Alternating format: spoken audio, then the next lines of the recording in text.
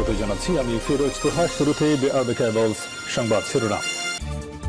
শুরুতেই জানিয়ে দেব, আওয়ামী দুঃশাসনের বিরুদ্ধে আন্দোলন জোরদার করা হবে, হুঁশিয়ারি মঈন খানের। জানিয়ে দেব, সন্ত্রাসের মধ্যেই আওয়ামী লীগের জন্ম, অভিযোগ মির্জা ফখরুলের। এছাড়া রয়েছে বিএনপির ভারতের সঙ্গে শত্রুতার অবিশ্বাস সৃষ্টি করেছিল বলছে ওবায়দুল কাদের। সর্বশেষ জানিয়ে দেব, বিএনপিকে নিঃশেষ করা যাবে না বলছে জয়নুল আবেদিন ফারুক।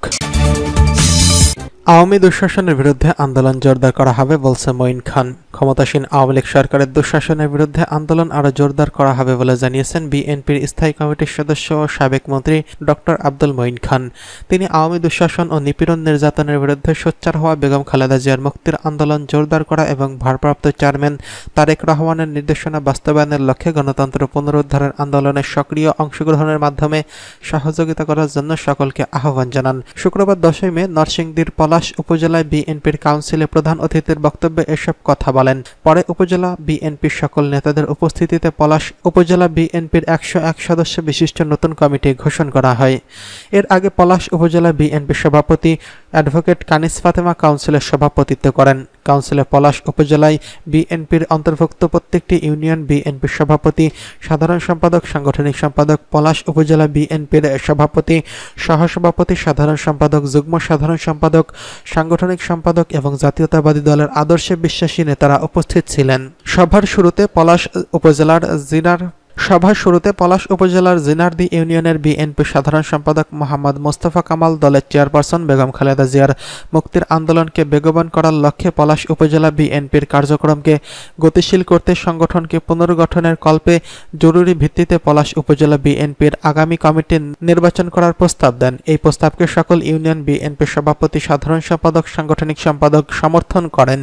উপস্থিত কাউন্সিলের সদস্যদের ভোটের মাধ্যমে 101 সদস্য বিশিষ্ট পলাশ উপজেলা বিএনপির নতুন কমিটি গঠন করা হয়। সন্ত্রাসের মধ্যেই আওয়ামী লীগের জন্ম বলছে মির্জা ফখরুল।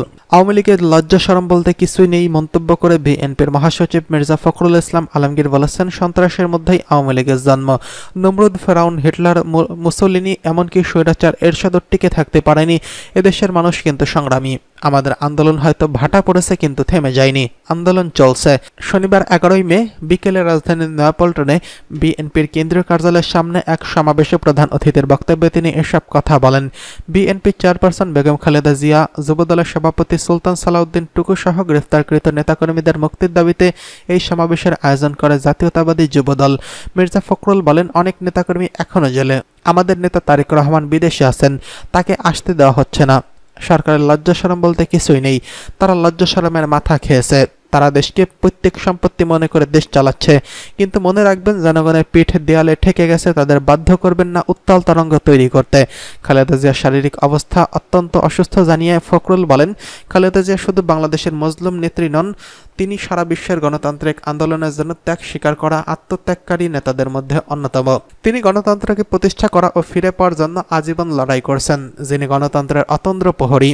কিন্তু দানব সরকারের প্রতিহিংসার রাজনীতির কারণে তাকে মিথ্যা মামলায় সাজা দিয়ে কারারুদ্ধকরণ করে রাখা হয়েছে। 5 বছরের সাজা পরবর্তীতে 10 বছর করা হয়েছে। অথচ মিথ্যা মামলায় অনেকে জামিন পেলেও খালেদা জিয়াকে জামিন দেওয়া হয় না। তিনি অত্যন্ত অসুস্থ, তাকে মুক্তি ও বিদেশে সুচিকিৎসার সুযোগ দেওয়া হচ্ছে না। কারণ সরকার মনে করেন খালেদা জিয়া মুক্ত হলে তাদের মসনদ টিকে থাকবে না।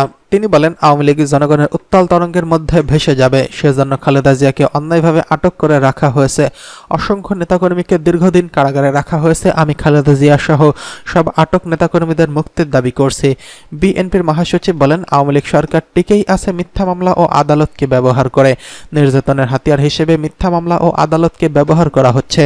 গত বছরের 28 অক্টোবর রাষ্ট্রযন্ত্রকে ব্যবহার করে জনগণের ভোটাধিকার আদায়ের আন্দোলনকে নিদারুণভাবে পণ্ড করে দিয়েছে। তারা এভাবে আন্দোলন দমিয়ে দেওয়ার চেষ্টা করছে। তবে এভাবে আন্দোলন, নির্যাতন, নিপীড়ন, খুন, গুম ও গণতন্ত্র ও স্ব অধিকারের আন্দোলন কখনোই স্থিমিত করা যাবে না, অতীতেও যায়নি। যুবদলের নেতাকর্মীদের উদ্দেশ্যে বিএনপির মহাসচিব মির্জা ফখরুল ইসলাম আলমগীর বলেন, আমরা বিভিন্নভাবে স্বাধীনতার আন্দোলনের লড়াই সংগ্রাম করছি। আজকেও দেশ স্বাধীনের 53 বছর হলেও দেশের মানুষ ভোটাধিকার থেকে বঞ্চিত। 2008 সাল থেকে মানুষ ভোট দিতে যায়নি, তাদের প্রতিনিধি নির্বাচন করতে পারে না।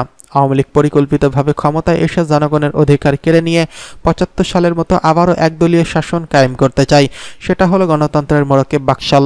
সুতরাং তরুণ যুবকদের এগিয়ে আসতে হবে, জনগণকে নিয়ে রাজপথে নামতে হবে, শক্তিশালী প্রতিরোধ গড়ে তুলতে হবে, তা না হলে দেশের আন্দোলন, স্বাধীনতা ও সার্বভৌমত্ব জলাঞ্জলি যাবে।